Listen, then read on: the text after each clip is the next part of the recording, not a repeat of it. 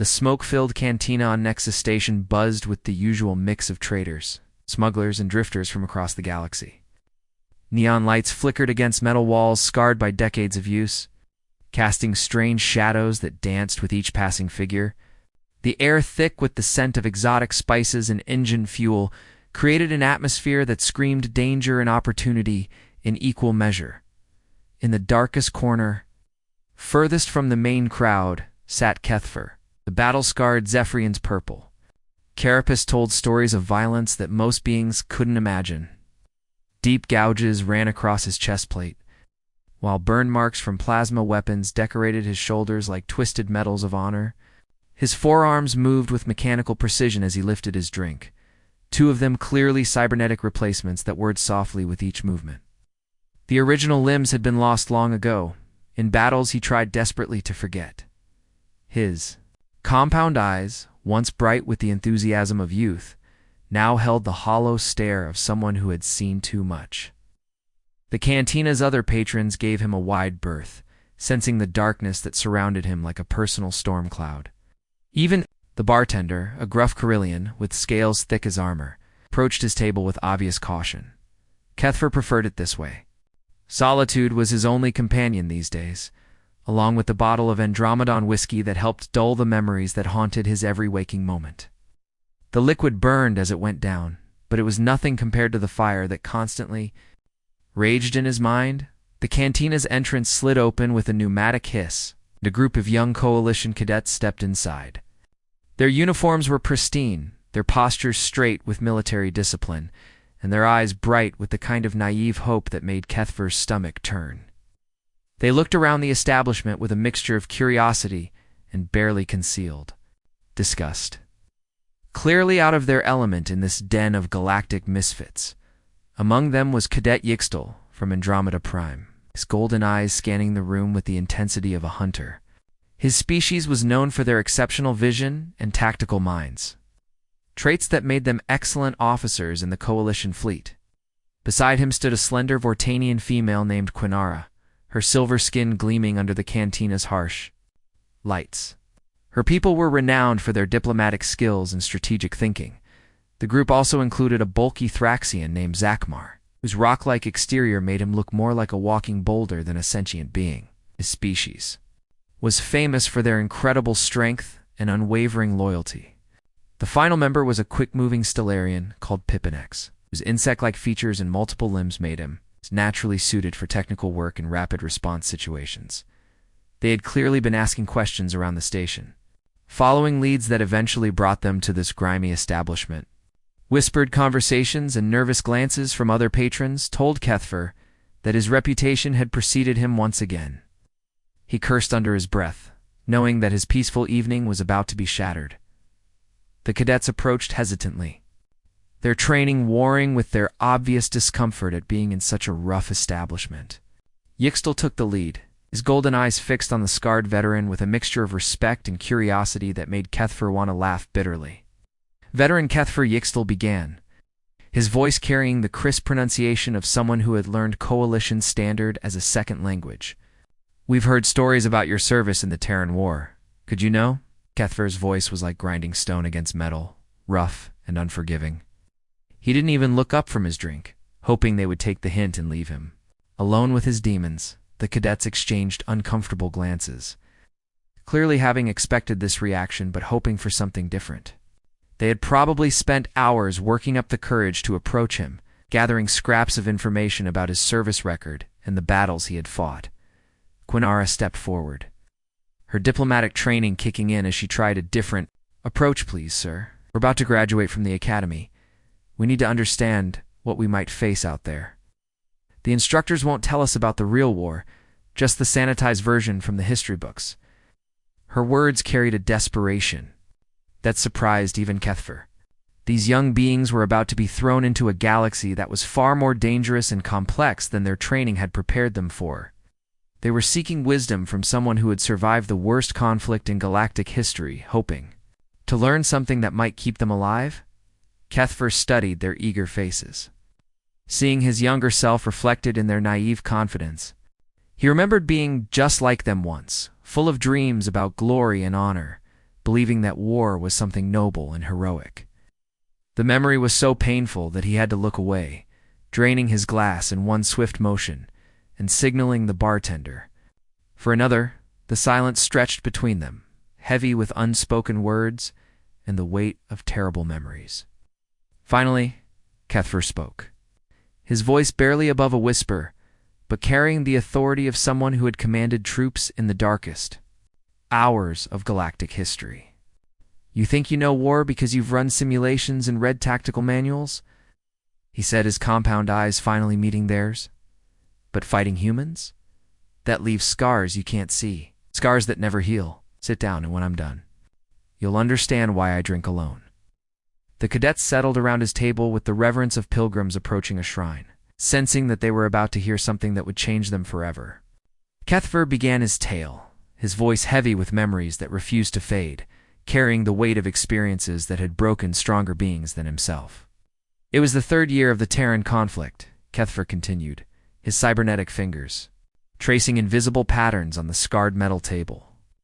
The servos in his mechanical limbs whirred softly as he moved, a constant reminder of what the war had cost him. "I was a squad leader in the 47th Assault Division back then, young, eager, stupid enough to believe everything Command told us." He lifted his fresh drink with one of his original arms, the purple carapace showing stress fractures that had never quite healed properly. "Command briefed us like it was going to be a training exercise. Humans are primitive," they said, airily. "Figured out faster than light travel. Their weapons are crude, their tactics simple. We'll crush them like insects and be home for the victory celebration." The veterans' compound eyes caught the cantina's flickering neon lights, reflecting them like a kaleidoscope of broken dreams. Around them, the usual crowd of smugglers and traders went about their business. But Kethbra's voice carried just enough authority to create a bubble of silence around their table. "Our first target was the mining colony on Kepler 438b. Remote. Planet rich in rare minerals that both sides needed for their war machines. Intelligence reports said it was defended by a small garrison, maybe 200 humans at most.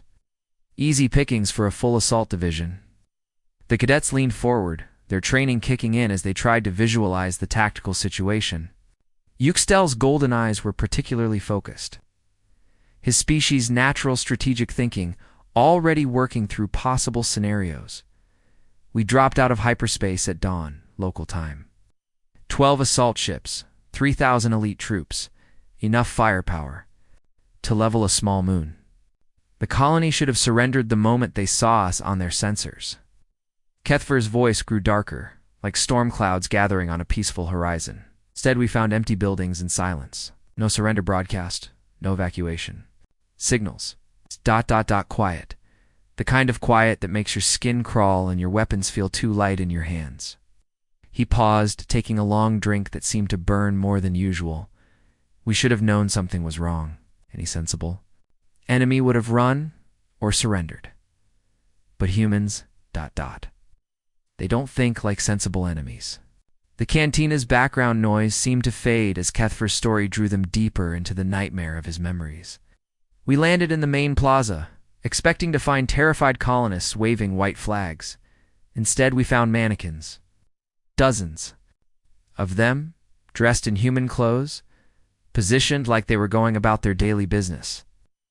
Some were sitting at cafe tables, others walking down the street, all frozen in this grotesque parody of normal life. Quinara's silver skin seemed to pale slightly. "Psychological warfare?"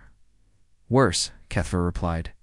"Those mannequins were rigged with motion sensors and enough explosives to turn a city block into a crater. Every time we moved past one, it would spring to life, playing recorded messages from the colonists. Children laughing, families saying goodbye, lovers whispering promises to meet again. Then, ... boom."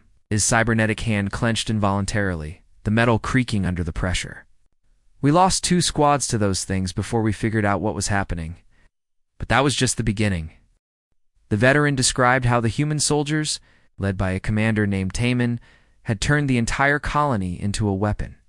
They had rigged the mining tunnels with shaped charges, creating a network of traps that could be triggered from a central command post. When coalition forces tried to advance through the underground passages, entire sections would collapse, trapping soldiers in caverns that became their tombs. Taman was a genius at this kind of fighting. He'd been a mining engineer before the war, knew every tunnel and shaft in that colony like the back of his hand. He turned his knowledge into our nightmare. The buildings themselves had been transformed into death traps. Doors that opened onto empty elevator shafts, stairways that collapsed under the weight of armored troops, rooms filled with toxic gas that would leak out through seemingly innocent air vents. Every step forward cost lives, every advance bought with blood. But the worst part wasn't the traps or the explosives, Kethver continued, his voice dropping to barely above a whisper. It was the singing.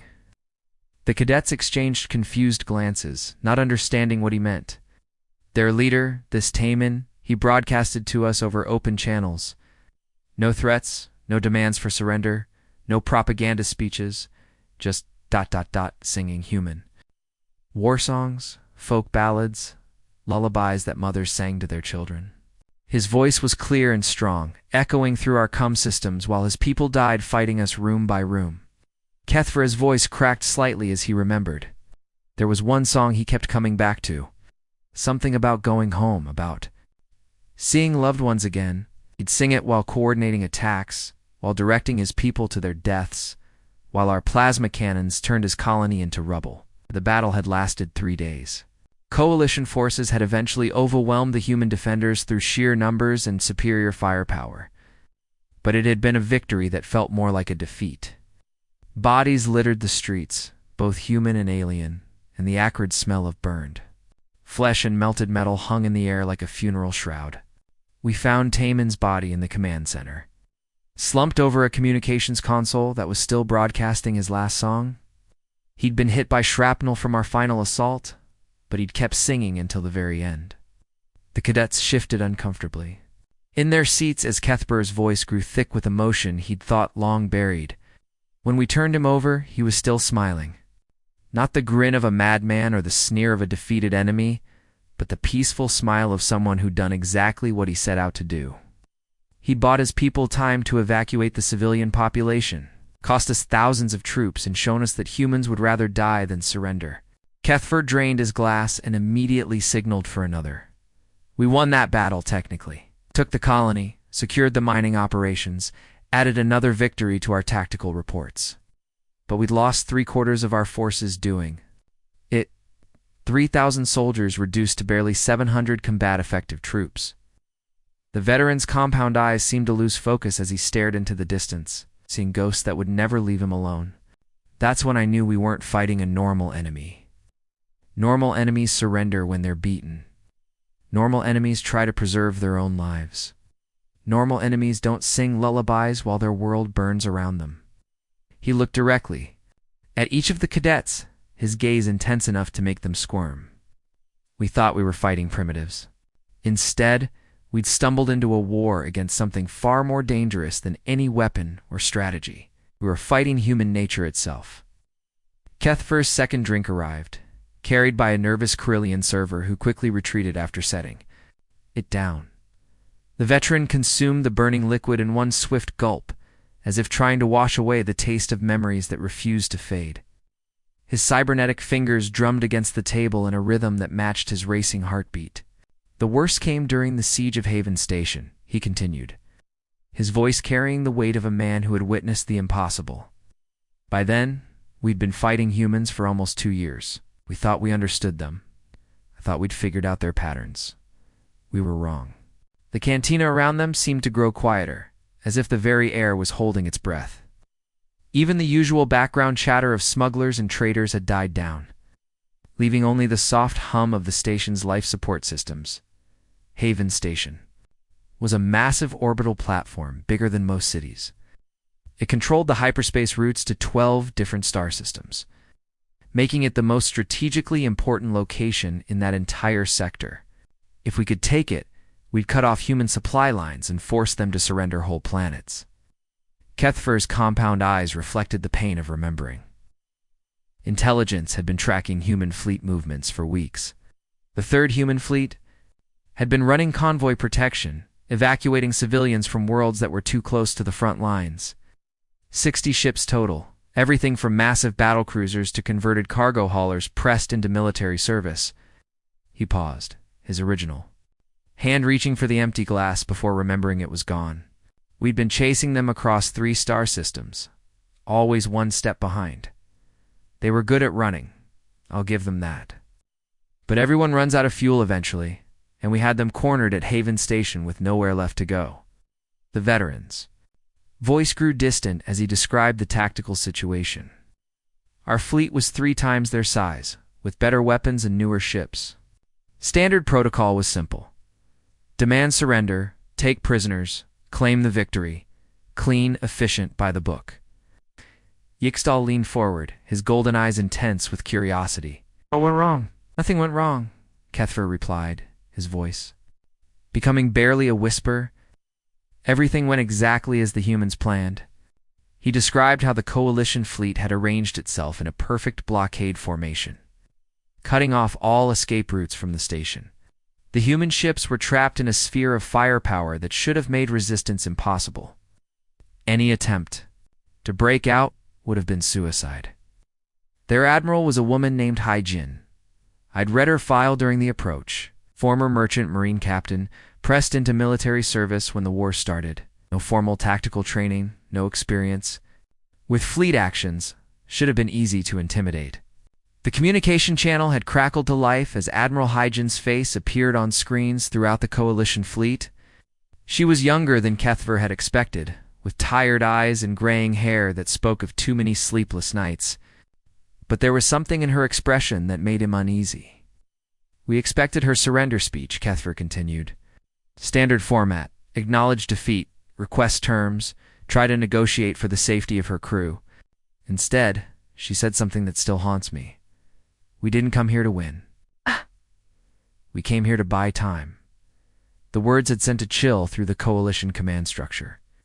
Battles were supposed to be about winning and losing, about territory and resources.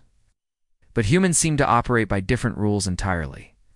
Before anyone could respond, the human fleet suddenly accelerated toward our vessels. Not in attack formation, not trying to ram us, but moving with a coordination that spoke of careful planning. They were executing a maneuver that none of our tactical computers had ever seen before. The first human ship to reach the coalition line was a heavy cruiser commanded by Captain Dongwu. The vessel had been damaged in previous battles, its armor plating scarred, and its weapons systems operating at reduced capacity. But it moved with the deadly grace of a predator that had nothing left to lose. Dongwu's ship slipped between our battlecruisers like a knife through armor plating. Our gunners were trying to get a lock on him, but he was too close, moving too fast. Then our sensors detected something that made no sense. His reactor core was going critical.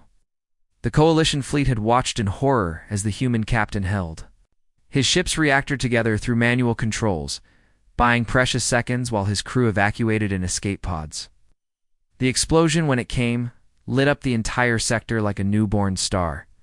The electromagnetic pulse from that detonation fried half our sensor arrays, Kethver continued, his cybernetic arm twitching as he recalled the memory. But that was just the beginning. One by one, the other human ships followed Dongwu's example. Each sacrifice had been carefully calculated. The humans weren't dying in vain or throwing their lives away in desperate fury. They were executing a plan that turned their own deaths into weapons, creating a cascade of electromagnetic interference that blinded coalition sensors and disrupted communication networks. Captain Miran's destroyer was next, managed to take out our main communication relay before her reactor went critical. Then Commander Jae-sung's frigate eliminated our long-range scanners. Each explosion was precisely timed, each sacrifice serving a specific purpose. The coalition fleet had found itself fighting blind, their sophisticated targeting systems reduced to useless scrap metal. Ships that had been perfectly coordinated minutes before were now stumbling through space, unable to distinguish friend from foe in the chaos of electromagnetic static. While we were blinded and confused, 3 human colony ships that had been hiding in the station's shadow suddenly broke for hyperspace. 50,000 civilians, mostly families with children, escaping while their protectors died to give them that chance. Admiral Hai-Jin had been the last to go. As the electromagnetic storm reached its peak, she had transmitted one final message to the escaping civilians. It's not tactical coordinates or military orders, but simply, find somewhere safe. We'll hold them here. Her battlecruiser was the biggest target, the one our remaining sensors could still track despite the interference. She could have tried to escape with the others, might have made it to hyperspace if she'd run immediately. Instead, she stayed behind to make sure every civilian ship had time to jump. The final explosion had been the largest, a detonation that temporarily turned the empty space around Haven Station into a miniature sun. When the light faded and the electromagnetic interference began to clear, the Coalition fleet found itself alone among the wreckage of their enemy. We controlled the battlefield, Kethfer said, his voice breaking completely. We held the station. We dominated the space around it. We had achieved every tactical objective. But 50,000 humans had escaped, and 60 ships full of people, who should have been our prisoners, had chosen death over surrender. The cadets sat in stunned silence, trying to process what they had heard. In their training, battles had clear winners and losers. Victory meant the enemy was defeated, captured, or destroyed. But this was something else entirely. We didn't win that battle, Kethfer whispered, staring into his empty glass as if it might hold answers to questions he didn't know how to ask. We just ... survived it. After Haven Station, I was captured during a boarding action, Kethfer continued, his tone shifting slightly, as if the memory carried a different weight than the battles he'd described. My ship had been damaged in the electromagnetic storm, life support failing, half my crew dead or dying. When the human rescue vessels found us drifting in the debris field, I expected torture, execution maybe. That's what we would have done. To them, he lifted his cybernetic hand, watching the servos move in the dim light. Instead, I woke up in a medical bay, clean white walls, the smell of antiseptic, and a human doctor checking my vital signs like I was one of their own wounded soldiers. The cantina's background noise seemed to fade as Kethfer's voice took on a different quality, softer somehow, tinged with something that might have been wonder. The ship was called the Mercy's Hand, a converted cargo hauler that had been turned into a mobile hospital and prisoner transport. Not exactly what you'd expect from a species we'd been told were savage primitives. He described waking up in restraints, which had been his first indication that he was a prisoner rather than a patient. But the restraints were padded, designed to prevent injury rather than cause pain. His wounds had been cleaned and bandaged, with the same care that human medics gave to their own soldiers. The medical officer was a soft-spoken man named Haiyan Wu. Mid-40s, graying hair, hands that moved with the gentle precision of someone who'd spent years saving lives. He treated my injuries without question, never asked for military intelligence or tried to interrogate me, just fixed what was broken. The veteran's voice carried a note of amazement that hadn't been there during his descriptions of battle. I'd been taught that humans were brutal, that they tortured prisoners and executed the wounded. But Haiyan Wu would check on me. Twice a day, adjusting my medication, making sure I was comfortable. He even brought me books to read, human literature translated into Coalition standard. The prison ship had been unlike anything in Coalition doctrine. Rather than holding prisoners in isolation cells, the humans had created a communal environment, where captured soldiers could interact with each other and even with their captors. Guards shared their rations with prisoners, played card games during off-duty hours, and treated their charges with a respect that baffled Kethfer. There were children aboard the ship, he continued, his compound eyes reflecting a warmth that seemed alien to his scarred features. Refugees from bombed colonies, families who'd lost everything in the war. They were being evacuated to safer worlds, traveling on the same vessel that carried enemy prisoners. The children had been curious about the alien captives, approaching the holding areas with the fearless wonder that only the young possessed. They would draw pictures in bright colors and slip them under cell doors, crude but heartfelt artwork that depicted humans and aliens living together in peace. One little girl, maybe 6 years old, drew a picture of her family, 2 parents, a baby brother, and a pet that looked like a cross between a dog and a rainbow. She'd lost them all when her colony was bombed, but she still drew them with smiles. on their faces. She gave me that picture, said it was so I wouldn't be lonely. Kethver's voice caught slightly as he remembered the gesture. I kept that drawing for years, until my ship was destroyed in another battle. But I still remember every line, every bright color she'd used to bring her lost family back to life. The most profound encounter had been with an engineer named Janae, a woman in her 30s who worked in the ship's maintenance section. She had every reason to hate the Coalition prisoners. Having lost her entire family when Proxima Station was destroyed in one of the war's early battles, Janae had been off-world when it happened, working on a cargo ship that was delivering supplies to the station. She came back to find nothing but debris and radiation. Her husband, her daughter, her parents, all gone in a single plasma bombardment. That lasted less than 10 minutes. Instead of hatred, Janae had chosen something else entirely. She would visit the prison section during her off-duty hours, teaching the captives human games like chess and poker, sharing stories about her daughter who had loved to build robots from spare parts.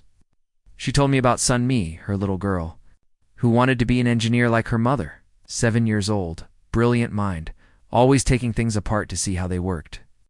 Janae would describe her daughter's latest invention, some impossible contraption that was supposed to make homework easier or help pets fly.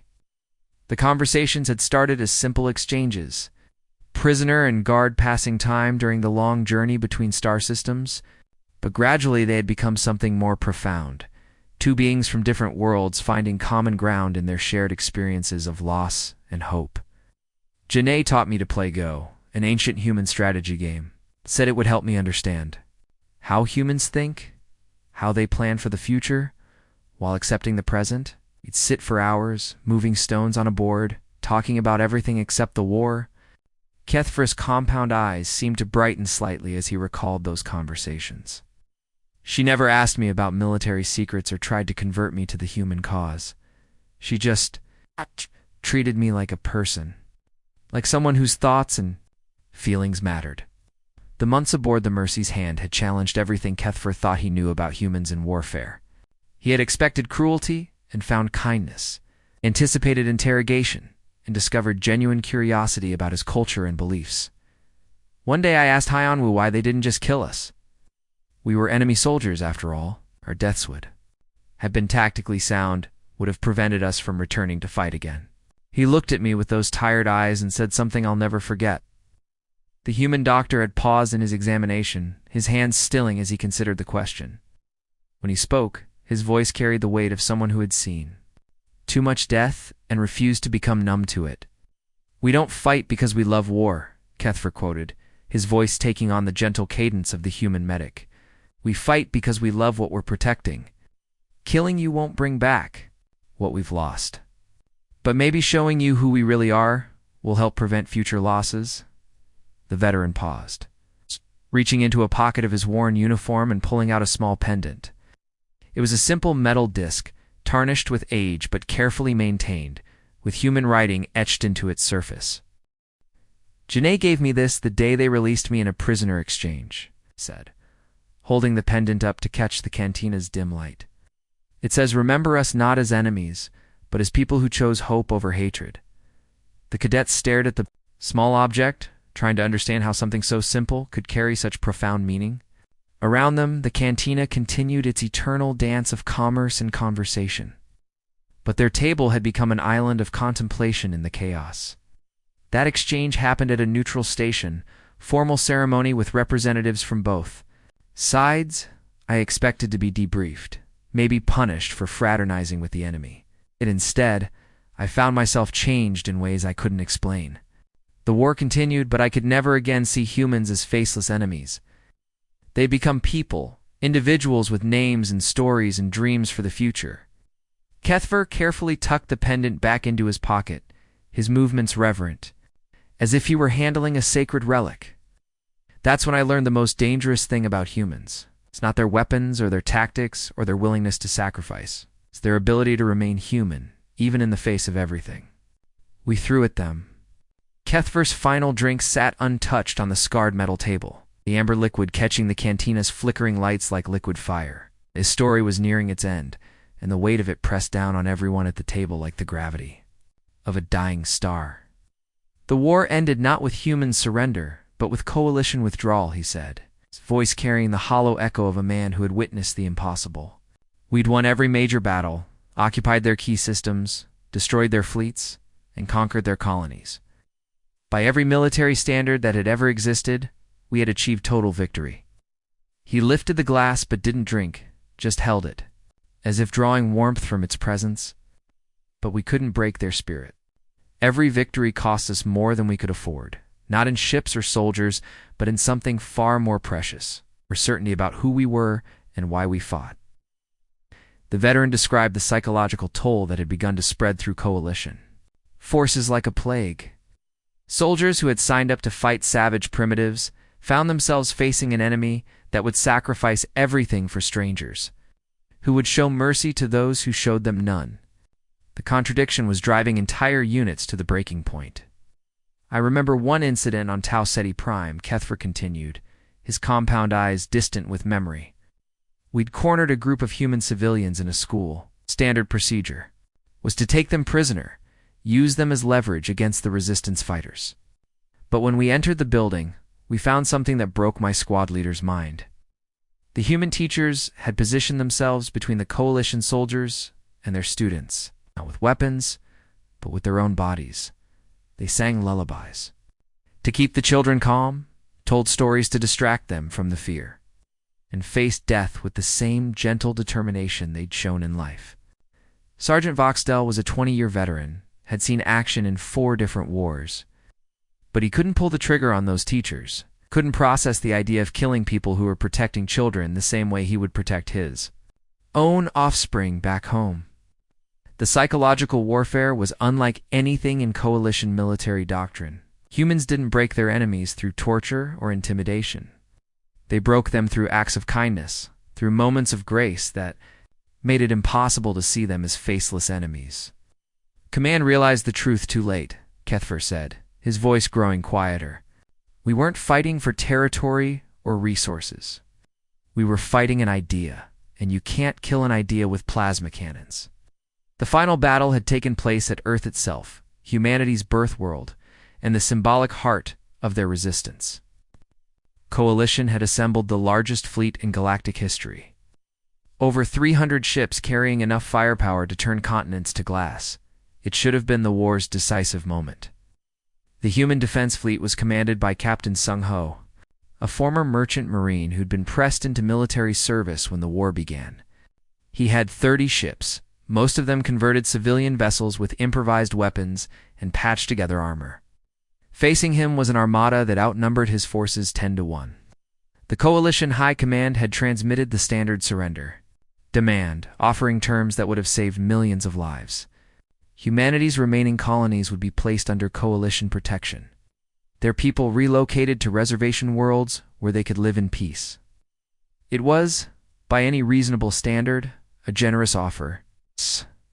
Sung Ho's response was broadcast across every communication channel in the system, Kethfer continued, his voice taking on the cadence of someone reciting scripture. No negotiations. No counter-proposals, no desperate pleas for mercy. Just for words that changed everything, we choose to stand. The battle that followed had been unlike any previous engagement. The human fleet didn't try to win in any conventional sense. They simply held the line, buying time for the final. Evacuation ships to carry Earth's remaining population to safety among the stars.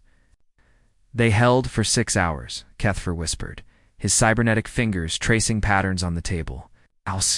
6 hours against impossible odds, with every ship knowing they wouldn't survive to see another sunrise. But they sang while they fought, broadcast messages of hope to their fleeing people, and died with the same grace they'd shown in life. The veteran stood slowly, his cybernetic limbs groaning softly as servos that had seen too much action protested the movement. That's when the Coalition Council realized what we'd become. We weren't liberators or conquerors. We were just ... tired. Tired of fighting people who made us question everything we thought we knew about war. The psychological toll had become too much to bear. Coalition soldiers were refusing orders, questioning the war's purpose, and in some cases simply laying down their weapons, rather than continue fighting an enemy that responded to hatred with compassion. The armistice was signed 3 days later, Kethfer said, placing payment on the table with mechanical precision. Humanity kept their independence, their right to exist as they chose. We learned that some enemies are too dangerous to defeat, because of their weapons, but because of their hope. The cadets sat in stunned silence, their earlier enthusiasm for military glory replaced by a somber understanding of war's true cost. They had come seeking tales of heroic battles and glorious victories, but instead had learned about the price of fighting people who refused to abandon their humanity. One by one, they filed out of the cantina, their steps heavy with the weight of knowledge they hadn't expected to carry. Their training had taught them tactics and strategy, but nothing had prepared them for the reality of facing an enemy that fought not with hatred, but with love. Kethfer returned to his solitary corner, settling back into the worn chair that had become his refuge from a galaxy that no longer made sense. The pendant Janae had given him caught the light briefly before disappearing back into his pocket, a small reminder of the humanity he'd discovered in the most unlikely place. Outside the cantina's grimy windows, Nexus Station continued its eternal rotation, carrying beings from 1,000 worlds who had learned to coexist in the shadow of a war that changed everything. The great conflict was over, but its lessons lingered in the silence between the stars. The cantina grew quiet, except for the soft hum of recycling systems and the occasional clink of glass against metal. In the corner, an old soldier sat alone, with his memories forever changed by his encounters with humanity's greatest weapon, their unwavering belief that tomorrow could be better than today. New patrons entered and left, traders and smugglers and drifters all carrying their own stories of loss and hope, but none approached the scarred veteran in the corner. Sensing perhaps that he carried burdens too heavy for casual conversation, Kethfer raised his glass in a silent toast to the ghosts of friends and enemies alike, to the human soldiers who had taught him that war's greatest tragedy isn't death, but the loss of the very humanity that makes life worth living. The amber liquid burned as it went down, but it was nothing compared to the fire that would burn in his memory until the day he died. In the end, the Coalition had won every battle, but lost the war, conquered every world, but surrendered their own souls. And in the corner of a grimy cantina on a forgotten station, one old soldier carried the weight of that knowledge like a wound that would never heal. The end.